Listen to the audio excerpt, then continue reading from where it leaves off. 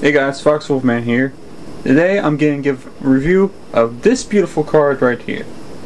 The ASUS 7770 2GB edition card. At least I think that's what it is. No, it's a 2 gig card.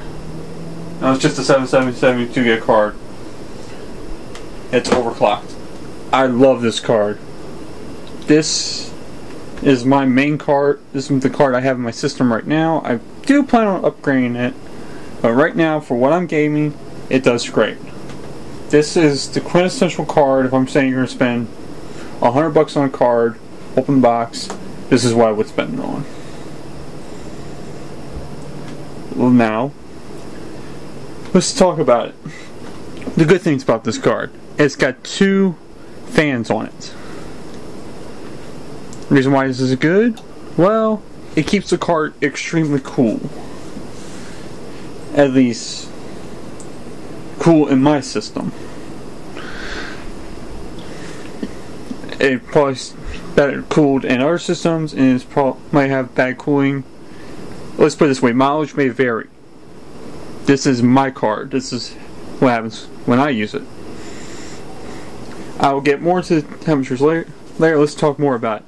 It has 2 gigabytes, as I already said in the beginning, of GDDR5 memory, clocked at 120 megahertz on the base clock. I leave it on the base. I don't overclock it. The only thing that's overclocked on my system is the CPU, because, well, I mostly do video editing. I mostly just do editing, and I don't really know what I do game on it. This card does what I need it to do at a great temperature. The bad things about this card, though, it sucks power. That's the problem with all AMD cards. They use more power than NVIDIA, but they're generally cheaper. At least now that Bitcoin mining has died down, thank God. Granted, I know why there was a hype for it, but still, I'd rather have a nice cheap card and go, oh crap, that cheap card is expensive now because it's great for Bitcoin mining. Yay, it's back to being cheap.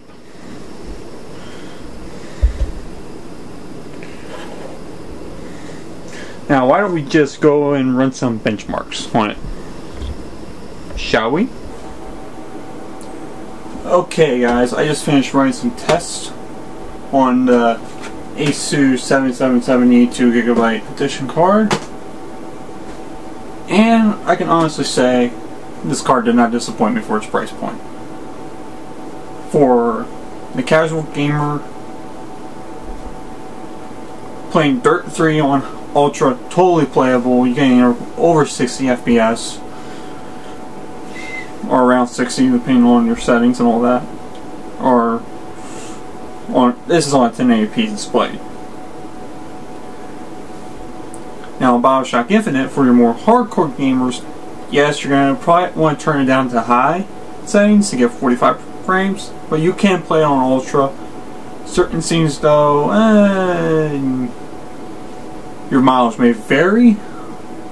It probably will take a dip. I was getting around 35 on Ultra, which to me is playable considering the fact that I came from a console to a PC, and I can say,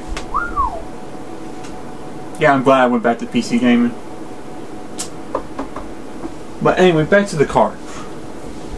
The downside, once again, is how hot these 2 cards run. This card, when you're playing intensive games, can get up to 76 degrees Celsius. I'm not going to do the conversion to Fahrenheit. If you don't know what Celsius is, you figure it out for yourself. I do not want to do the math. But on idle, when you're just doing regular stuff, you get in the 40 Celsius, 30 Celsius, which means it stays about like a room temperature.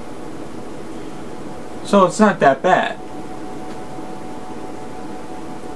And all in all, this card's good for its price for money, but if you have a case that doesn't have adequate airflow, or the fans aren't providing enough air for it, you might want to choose a different option. That, and this card is a last generation card, So, a newer generation card like the R9270X will give you better performance per dollar. This is FOX-WOLFMAN. Hope you enjoyed my review. Signing off.